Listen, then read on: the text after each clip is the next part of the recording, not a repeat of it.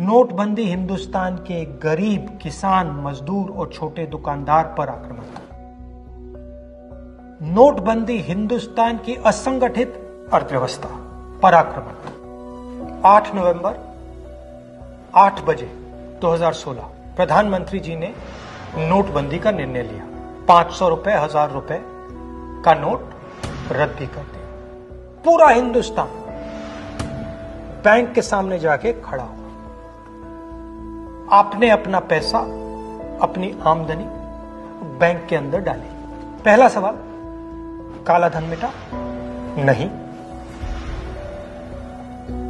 दूसरा सवाल, हिंदुस्तान की गरीब जनता को नोटबंदी से क्या फायदा मिला?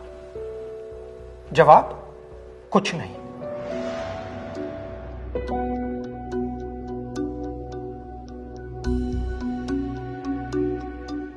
तो फायदा किसको मिला? फायदा हिंदुस्तान के सबसे बड़े अरबपतियों को मिला। कैसे?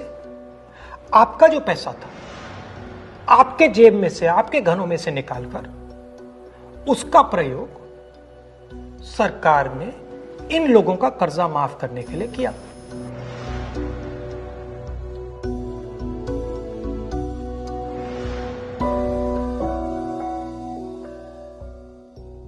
मगर वो सिर्फ एक लक्ष्य था। दूसरा लक्ष्य भी था छुपा हुआ, जमीन साफ करने का। जो हमारा इनफॉर्मल सेक्टर है, असंगठित अर्थव्यवस्था का सेक्टर है, वो कैश पे चलता है। छोटा दुकानदार हो, किसान हो, मजदूर हो, वो कैश से काम करता है। नोटबंदी का दूसरा लक्ष्य, जो जमीन साफ करने का लक्ष्य, असंगठित अर्थव्यवस्था के सिस्टम से नगद कैश को निकालने का। प्रधानमंत्री ने स्वयं कहा कि वो कैशलेस इंडिया चाहते हैं, कैशलेस हिंदुस्तान चाहते हैं।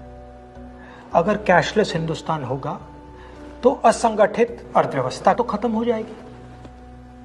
नुकसान किसको हुआ? किसानों को, मजदूरों को, छोटे दुकानदारों को, स्मॉल एंड मीडियम बिजनेस वालों को, जो कैश का प्रयोग करते हैं, जो बिना कैश जी ही नहीं सकते। नोटबंदी हिंदुस्तान के गरीब, किसान, मजदूर और छोटे दुकानदार पर आक्रमण था। नोटबंदी हिंदुस्तान की असंगठित अर्थव्यवस्था पर आक्रमण था। और हमें इस आक्रमण को पहचानना पड़ेगा और पूरे देश को मिलकर इसके खिलाफ लड़ना पड़ेगा।